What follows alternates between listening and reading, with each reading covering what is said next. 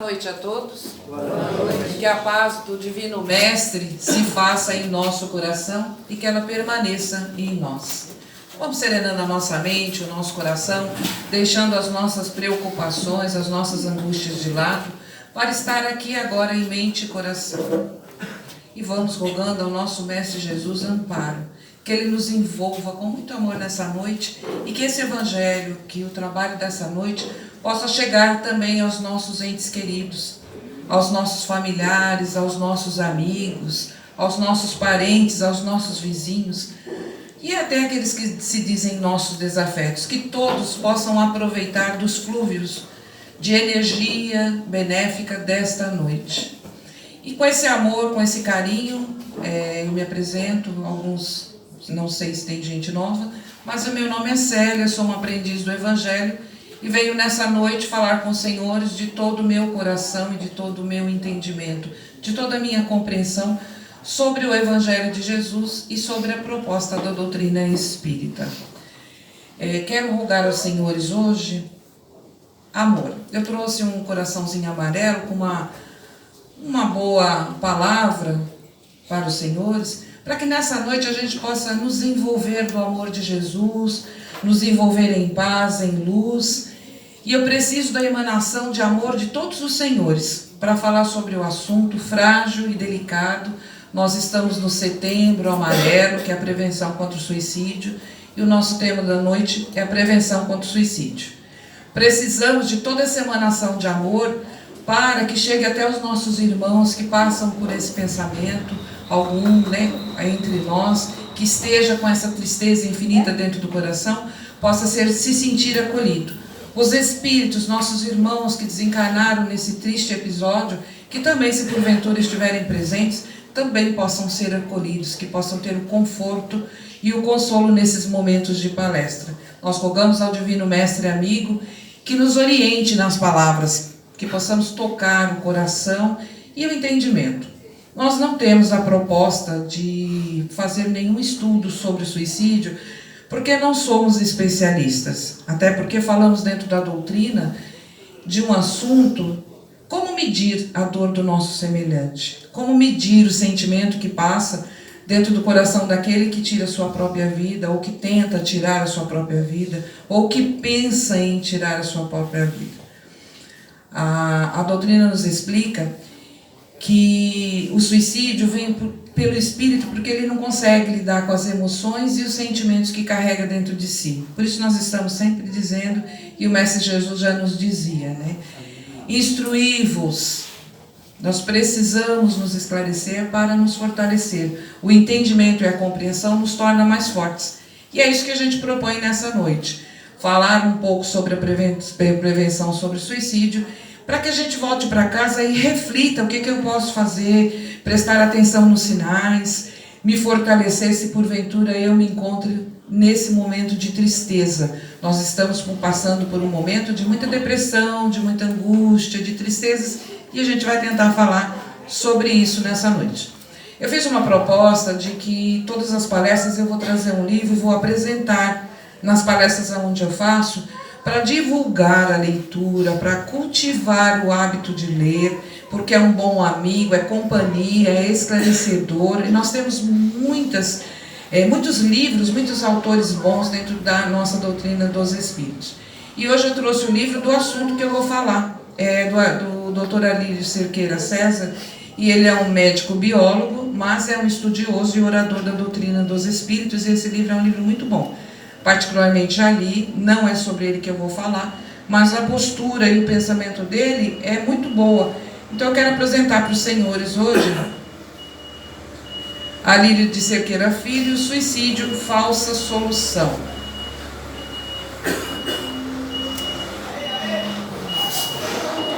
Pode procurar pela internet, às vezes encontramos até pela internet em PDF, dá para baixar os livros, e é uma boa leitura. Essa é a nossa indicação de hoje. Tem Memórias de um Suicida também, de Ivone do Amaral, que fala sobre o assunto. E nós vamos começar dizendo o seguinte: a primeira informação que a gente tem é na Bíblia, o 6º mandamento, não matarás. Quem se suicida, tira a sua própria vida, é um assassino. É um assassino porque tirou a sua vida.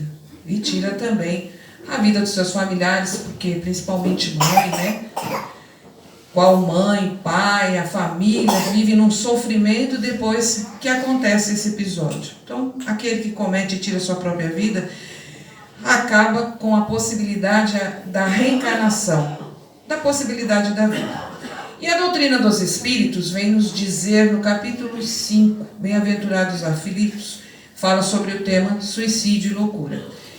E ele vem nos dizer que isso acontece por conta do materialismo, que a pessoa acredita que não tem mais nada, que não tem futuro, que a vida termina com a morte física. E a doutrina dos Espíritos vem nos dizer que não, que a reencarnação é a oportunidade bendita que o Criador nos fornece para que a gente volte e aprenda, se reajuste, volta para o caminho, acaba por aprender. Nós somos alunos repetitivos, estamos novamente na oportunidade de aprender aquela lição e evoluir. Então acaba, nós estamos falando para nós espíritas, né? E aí a gente vai lembrar também que no Céu e Inferno, que também é o livro de Allan Kardec, tem os relatos dos próprios suicidas que cometeram suicídio, do sofrimento que passam depois que compreende que a vida não terminou com a morte do corpo físico. E a doutrina também esclarece que enquanto houver o fluido vital, que é que nos acompanha no período, se eu vim com um planejamento de reencarnatório e tenho um planejamento de 80 anos e eu me suicido com 40, esses 40 anos restantes, esse fluido vital que está no meu organismo, ele continua em mim. E eu continuo no sofrimento.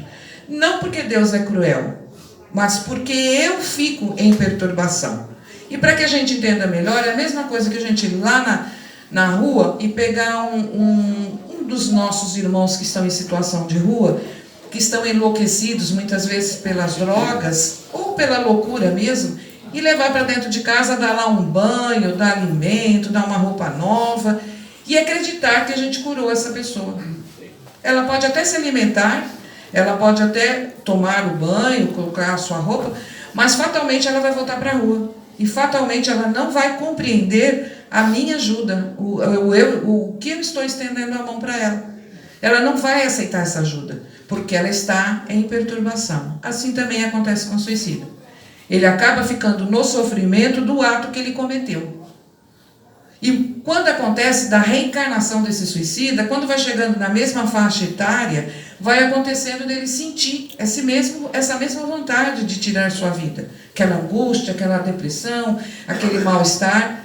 Vencendo esse período, ele consegue passar por aquela tribulação e consegue vencer a expiação de que ele está passando novamente. Então nós temos que perceber que às vezes aquele sentimento de tristeza que passamos, cada caso é um caso, mas pode ser um caso de uma reencarnação anterior em que eu atentei contra a minha vida, estou tendo a oportunidade do reajuste, de estar novamente encarnada, de aproveitar e voltar para o caminho, e quando eu chego nessa idade em que eu rompi com a minha vida, eu começo a sentir aquela angústia, aquele desespero. Eu preciso perseverar, eu preciso realmente me modificar e aproveitar a grande oportunidade da reencarnação.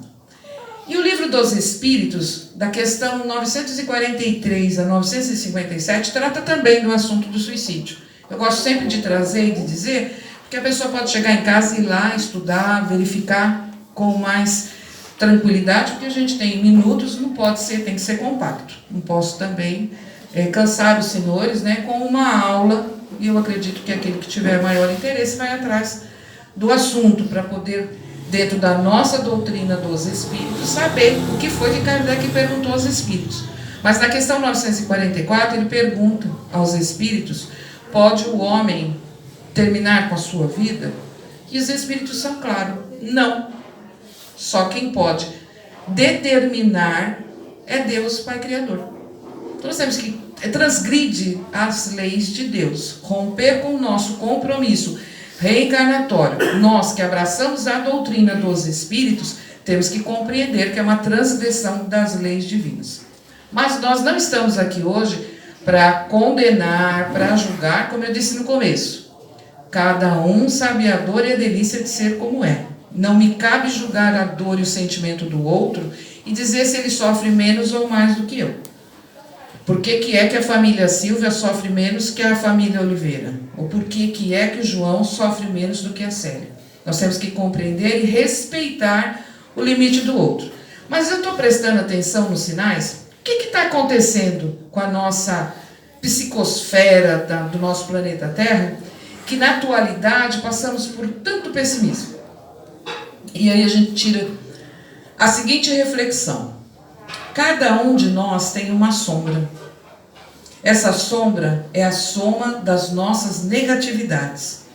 Medo, culpa, baixa estima, ressentimento, rejeição, todos esses sentimentos negativos que nós trazemos dentro de nós, formam em nós uma nuvem, que se junta, é uma sombra, que se junta a uma nuvem que é a nossa família. Não vivemos em família? Cada um de nós tem os seus medos, as suas culpas, e se forma uma nuvem, que se forma com a do nosso vizinho, que se forma com a nossa cidade, com o nosso país e o mundo. Isso chama-se psicosfera psíquica. São as nossas energias negativas acumuladas que gera dentro do nosso planeta, de provas e expiações. Dentro de um planeta de provas e expiações, em que as duas maiores potências do mundo é as drogas e as armas. Aí a gente começa a pensar aonde nós estamos. Eu anotei, porque da última vez que eu falei, eu dizimei o Japão. Porque eu tenho uma grande dificuldade com 1000 e milhões. Às vezes eu falo milhões, às vezes eu falo 1000 e é complicado. Então eu anotei para não correr o risco de falar errado.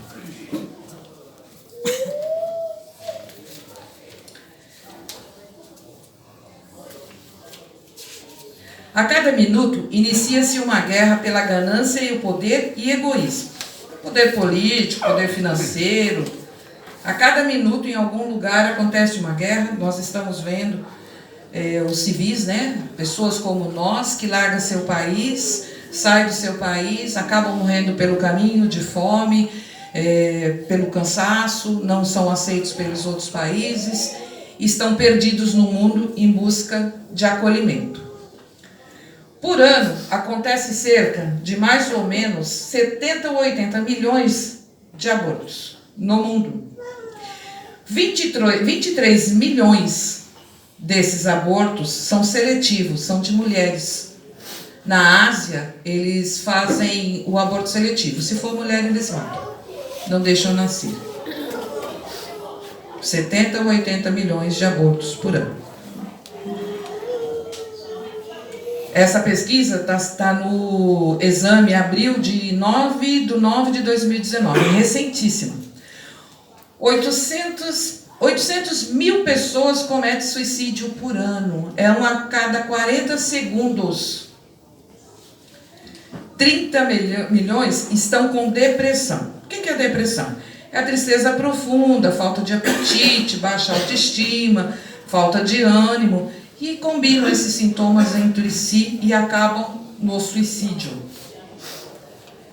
A fome afeta 820 milhões de pessoas no mundo. Também foi feita essa pesquisa pela ONU, 15/7/2019, Rede Brasil Atual Cidadania.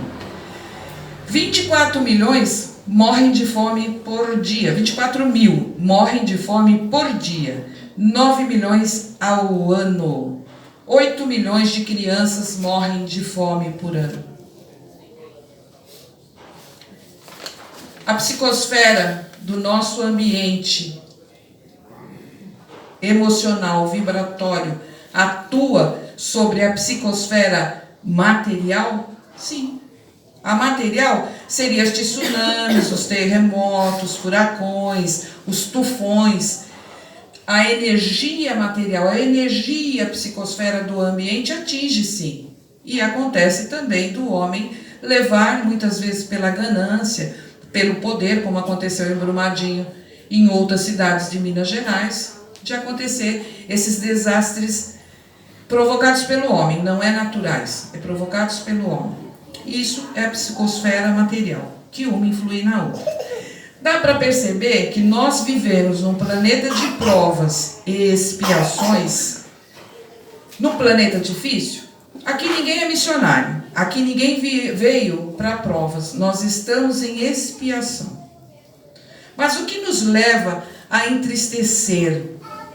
Por que um ser humano pensa em tirar sua vida e o outro é mais resistente, o outro é mais forte, passa pela vida, aceita as mudanças, as transformações com mais facilidade?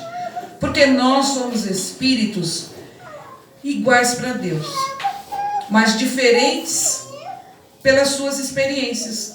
Dentro de nós já existe o germe da fé, da confiança, já existe o germe da mediunidade, já existe o germe da perseverança. Isso existe pelas nossas experiências anteriores. Alguns estão à frente do outro porque aproveitaram melhor a oportunidade. Outros estão em reajuste agora. Nós temos que entender que esse planeta, com toda essa psicosfera, de toda essa maldade, toda essa crueldade do homem ainda contra si, né, contra os outros, pode se melhorar. Aí nós vamos lembrar de Jesus quando ele dizia assim: há de se separar o joio do trigo. Mas o que é o joio do trigo? O joio é uma erva daninha que nasce junto com o trigo. Só que ele nasce emaranhado ao trigo. Se for tirar o joio, vai arrancar o pezinho de trigo. Então espera-se crescer o trigo e quando vai se fazer a colheita, se separa. O joio é uma erva daninha que não serve nem para dar para os gatos. Ele tem que ser queimado. Na época da colheita, se separa o joio do trigo. O trigo se aproveita e o joio é queimado. Nós estamos passando por esse momento de transformação.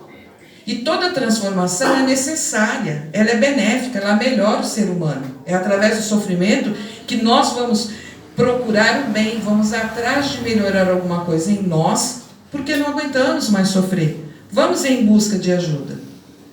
Todos os espíritos, a partir de 1970, começou-se a reencarnar no nosso planeta esses espíritos cruéis que habitavam e fizeram muita crueldade e estavam há muito tempo sem reencarnar. Eles estão reencarnando com a última oportunidade de aproveitar a experiência dessa reencarnação para mudança, para melhora. E convive entre nós. Nós não vemos, às vezes, crianças com 10, 11 anos que são assassinos, que são tão cruéis e acabam morrendo muito cedo. A gente fica com aquela piedade. São espíritos que tiveram a oportunidade de reencarnar entre nós e não aproveitaram. Não reencarnam, mas vão reencarnar em outros planetas, possivelmente primitivos, para começar novamente toda a escalada de melhora. Porque ele vai evoluir. Ele querendo ou não, ele vai evoluir. Mas também depende de nós, nesse momento, decidir de que lado nós estamos. Eu estou do lado do joio ou eu estou do lado do trigo? Eu tenho aproveitado bem a reencarnação para minha transformação, para meu conhecimento interior? Eu tenho auxiliado o meu próximo? Como sou eu em família? Porque a tecnologia aumentou. Quem se lembra até um tempo atrás, principalmente quem é jovem como eu, vai se lembrar que há um tempo atrás nós tínhamos um tijolo como celular e hoje nós temos um celular que é dessa finurinha, com uma tecnologia maravilhosa, como se fala com o Canadá, com a Índia, com qualquer país. E até bem pouco tempo atrás nós tínhamos um tijolo enorme que a gente carregava, ostentava, né? Porque eram poucos, então aquele que tinha ostentava, né? Depois passou para aquele pequenininho assim, né? Que pendurava aqui na calça e exibia-se, né? Era moda. A tecnologia mudou, só que nós esfriamos. E deixamos de cultivar a família, deixamos de cultivar o amor em família. E nós estamos chamando a atenção para o acolhimento, que eu preste atenção nos sinais. Preste atenção nos sinais de quem está triste ao meu lado. Eu dou atenção, eu estou perdida na tecnologia do celular, do meu amigo, do carro que eu vou comprar, porque eu estou pensando que eu vou comprar um modelo, ainda não decidi se é um 2019 com um modelo 2020, se eu vou esperar até o final do ano. Nós estamos tão preocupados em ter que esquecemos da oportunidade de ser. E o ser começa dentro da família. A criança precisa de educação, acolhimento, ela precisa ela sentir que ela pertence àquele lar, que ela é importante naquele lar. A criança gosta de que fale, não, não faça, não pode. A criança gosta e precisa da educação. Educar uma criança significa evangelizar. Mas quando eu trago para evangelizar, eu preciso vir junto, para que eu dê meu exemplo. Eu preciso prestar atenção no jovem que está trancado lá dentro do quarto e eu esqueci dele, porque eu estou mais preocupada com o meu celular. Eu preciso chamar ele para a mesa, para jantar comigo, para o olho no olho, para eu saber o que ele está passando, sentar e perguntar, o que está acontecendo com você? O que você está precisando? Mas não é financeiramente. Não tenha medo, eu estou aqui. Trazer junto para a casa espírita. E eu vou novamente repetir, se tem uma casa que é do meu coração, é o NEC. Principalmente porque tem muito jovem trabalhando, tem muitas crianças, tem muitos trabalhadores, tem muito tudo. A importância é essa, se unir, formar em grupo, se apoiar. E a família é a base de tudo. É a família que ampara, na hora da necessidade é a família que fica, porque os amigos vão embora. Na hora da dor e da necessidade sobram pouquíssimos, e quem sobra é a família. É o pai, a mãe, o irmão. Nós precisamos fortalecer família, olhar para aquele jovem, olhar novamente. Olhar 2 vezes, 3 vezes, 5 vezes, conversar, diálogo. Conversar com o idoso. É muito triste ver que os idosos estão se suicidando. Passaram mais da metade da vida. E aí percebem que não sentem que pertencem a ninguém. Não pertencem mais à família, não pertencem mais à sociedade. Começam a ficar limitados. Esquecidos num canto. Repetem 10, 15 vezes a mesma coisa e nós não temos nenhum tipo de paciência. Precisamos olhar esses idosos, prestar atenção nos sinais. Hoje a prevenção é contra a tristeza, mas respeitar a dor do outro. Não respeitamos sequer o luto do outro. As perdas, as necessidades. O suicídio acontece por quê? Porque a criança, ela acredita que ela não é amada. O jovem, tem criança de 10 anos se suicidando com um cordão de secador. Tem jovens, por se sentirem perdidos, muitas vezes em corpo errado, tem um corpo masculino e se sente com o espírito feminino e não sabe lidar com isso. E vice-versa. E a família faz o quê? Põe para fora, não conversa, não esclarece, não traz junto. A inclusão social, nós somos diferentes, mas o maior preconceito ele começa na família, porque a família esconde. Se ela tem um filho que é diferente dos outros, ela esconde, porque ela tem medo, ela quer proteger e ela esconde dos outros. Ela não leva para a sociedade. E nós precisamos vencer essa barreira. Porque quando um lugar não cabe um deficiente, é esse lugar que é deficiente, não aquela pessoa que entrou. Porque todos os lugares têm que respeitar o seu semelhante, seja ele de que forma for, de que experiência ele esteja passando por essa vida. E nós temos que aprender a respeitar. O preconceito afasta as pessoas. O preconceito causa medo, causa angústia. Hoje as pessoas têm medo de sair na rua e apanhar, apenas porque decidiram que não querem seguir o padrão que a sociedade exige, que a sociedade determinou como certo. A violência doméstica. Nós nos afastamos uns dos outros e acabamos por não perceber a necessidade que nós precisamos de calor, acolhimento.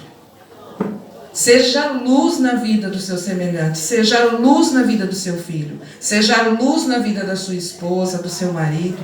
Eu costumo dizer e brincar, e eu digo assim, a pessoa está 30 anos com o outro, está reclamando que deixa a toalha em cima da cama. Se em 30 anos não fez nada, Por que está reclamando? Não mandou um cidadão embora, não foi embora, está reclamando do quê? Só que é o seguinte, passa-se 30 anos e aquela pessoa deixa de reclamar. Só que ela deixa de ter admiração por você, ela deixa de ter respeito por você, ela deixa de ter amor por você. E ela fica ali porque ela é obrigada, não porque ela tem a liberdade de ir embora. Nós precisamos respeitar os nossos companheiros, nós precisamos respeitar as nossas companheiras. Amor, acolhimento. Jesus veio entre nós para dizer que nós precisávamos nos amar. Meus discípulos serão vistos por muitos se amarem. E nós estamos esfriando, o amor de muitos esfriará. Outra palavra do nosso mestre. Nós precisamos reviver esse amor. Que brilhe a vossa luz, seja a luz na vida do outro, seja a luz na sua própria vida. Coloque-se as suas emoções para fora, busque ajuda, busque acolhimento. E nós gostaríamos de pedir, principalmente para quem nos ouve pela internet, por quem está nos ouvindo, que é de outra casa espírita, para essa, que até eu já conversei com um dos colaboradores e já é ideia da casa. Os trabalhadores espíritas, principalmente os que fazem o acolhimento, que fazem o atendimento fraterno, precisam de ajuda, precisam de serem ouvidos, porque carregam uma emoção muito grande dentro de si. Os trabalhadores espíritas, sejam seus dirigentes, muitas vezes vão buscar tratamento em outra casa, longe, porque se for buscar na própria casa, eles são considerados como perturbados, como obsediados. Como um dirigente vai ser obsediado? Todos nós somos obsediados todos os dias. Todos nós recebemos inspirações, boas ou ruins. Somos nós que decidimos. Mas muitas vezes nos sentimos fracos no meio do caminho e precisamos de ajuda. Isso não vai fazer de ninguém melhor ou pior. Vai fazer humilde o suficiente para pedir socorro. Nós precisamos abrir o nosso coração para acolher e para ser acolhido. Precisamos de tratamento, fazer um dia na casa espírita de tratamento para os trabalhadores espíritas. Porque nós não somos santos. Porque a primeira coisa que a gente ouve é o seguinte: mas você não faz palestra? Mas você fala para os outros e não faz dentro de casa? Mas você só dá isso? Não, você tem que vivenciar aquilo que você faz. Leva para a sua casa. Mas nós sentimos dor, sentimos necessidade, sentimos tristeza, nos sentimos abatidos e precisamos de acolhimento, precisamos do abraço, precisamos do aconchego, precisamos de ajuda. Todos nós que estamos nesse planetinha Terra, como eu disse para os senhores, com todo esse antro de crueldade, precisamos nos unir e vencer essas adversidades. De que forma? Através do amor, através da boa vontade, através dos sinais, através de eu conhecer quem está comigo na minha casa. Nossa casa é nosso refúgio.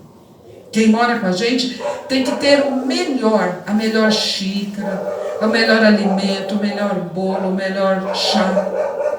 Ouvir o outro, convidar o amigo, participar mais, fazer rodas de amigo, rodas de conversa, voluntariado. O trabalho, quando eu trabalho em prol do próximo, eu esqueço a minha dor, eu verifico através das outras experiências que não sou só eu que estou passando por aquela dificuldade, o outro também passa. Porque muitas vezes eu acho que só eu que estou passando por aquela necessidade, e eu não sei me abrir. E quando eu vejo que o outro está com a mesma dificuldade, aí eu falo, não, eu tenho jeito.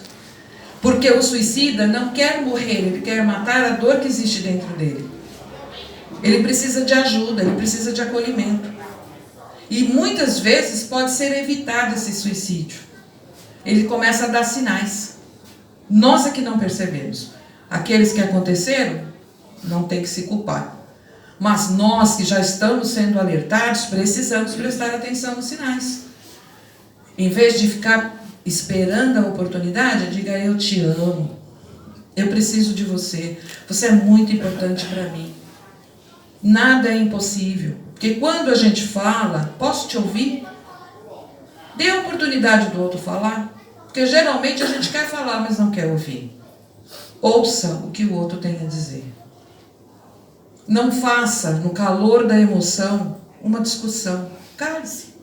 Quando passar aquele calor, senta e entre em diálogo. Com certeza nós vamos encontrar melhores condições de diálogo quando esfriamos. Não tome decisões precipitadas. A espiritualidade está sempre falando isso para a gente. Não tome decisão precipitada, espera. Diga assim, vou pensar, depois eu te respondo. Para você analisar dentro de você se é o que você quer. Se respeite, se ame, se perdoe. A primeira caridade começa por nós mesmos. Nós não temos a receita do bolo para dizer, faça isso ou faça aquilo. Nós só alertamos, nós só dizemos que precisamos nos unir. Trabalhar em nós o que nós temos de melhor. Se conhecer, se autoconhecer. E principalmente saber lidar com as situações. Não gostei, doeu, não faça mais isso comigo. Você me chateou. Porque o outro tem a oportunidade de chegar e falar, não, eu não fui por querer, eu nem pensei que eu ia te magoar, desculpa. É conversando que a gente se entende. É apoiando o outro, não considerando o outro como fraco. Mas considerando em experiências diferentes das nossas. Eu acho que o caminho é por aí. Nós hoje não temos a pretensão de ensinar ou dar regras, apenas acalentar.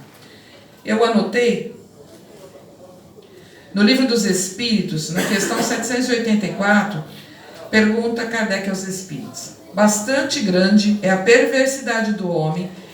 Não parece que, pelo menos do ponto de vista moral, ele, em vez de avançar, caminha aos recuos? Nós não estamos sempre perguntando, mas o mundo do jeito que está, não tem jeito de melhorar não, credo, está cada dia pior. Muitas vezes a gente se pergunta isso. E os Espíritos respondem para Kardec: engana-te, observa bem o conjuntos e verá que o homem se adianta, pois que o melhor compreende é que o mal, e vai, dia a dia, reprimindo os abusos, faz-se mister que o mal chegue ao excesso para tornar compreensível a necessidade do bem e das reformas. Às vezes a gente passa por tanto sofrimento para perceber que era tão fácil, que bastava apenas uma palavra: eu te amo, me perdoe, conta comigo, eu estou aqui, você não está sozinho, segura na minha mão que vai dar tudo certo. Deus tem um propósito na tua vida e Ele vai te abençoar. Confia. Confiança, fé é relacionamento com Deus. Nós temos relacionamentos em que dizemos, eu te adoro, mas não temos relacionamento com o nosso Pai Criador. E precisamos criar esse relacionamento de fé, de confiança, de lealdade e de fidelidade com o nosso Pai Criador, que nos ampara e nos dá a oportunidade da reencarnação. Vamos aproveitar essa proposta, melhorar os nossos pensamentos. A espiritualidade nos convida a ler antes de dormir um trecho, um livrinho desses pequenininhos de meditação, ou fazer meditação, aquele que consegue, né? Porque senão fica assim, eu vou ficar quieto, eu não vou pensar em nada, estou pensando, continuo pensando. Então aquele que consegue fazer meditação, que bom. Quem não consegue, pega um livrinho de mensagem